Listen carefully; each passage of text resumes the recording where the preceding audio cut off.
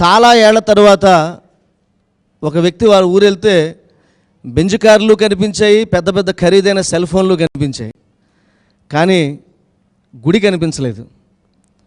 గుడి కనిపించకపోతే ఆ మనిషి ఎలా ఫీల్ అవుతాడు అన్నది, గుడి ఏది, ఆ గుడి ఏది,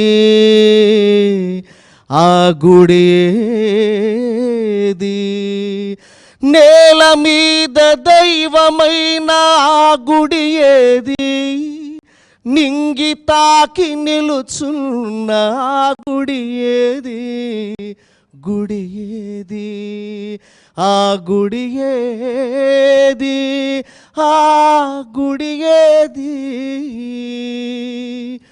గోపురాన్ని గూడు అన్న పావురాల సందడేది, గంగి గోవు పిలుస్తున్న గంగడోలు గంట ఏది,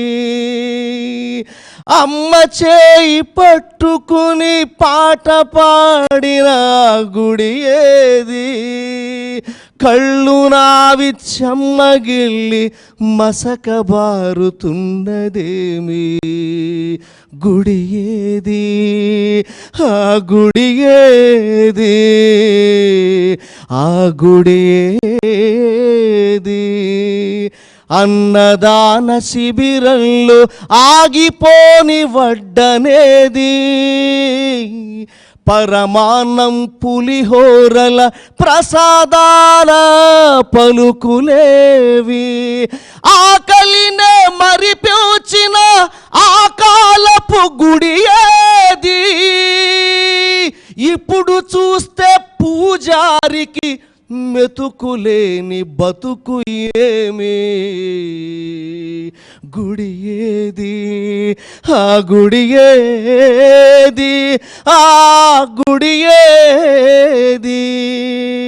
పురాణాలు వినిపించిన తోరణాల గుడి ఏది, మంచి చెడులు వినిపించిన గురువు లాంటి గుడి ఏది, గుడి అన్నది కూలిపోతే విలువలకు ఉనికేది, గుడి అన్నది లేకపోతే మన జాతి గరిమ ఇంకేది, మన జాతి గరిమ ఇంకేది, గుడి ఏది, ఆ గుడి ఏది, ఆ గుడి ఏది.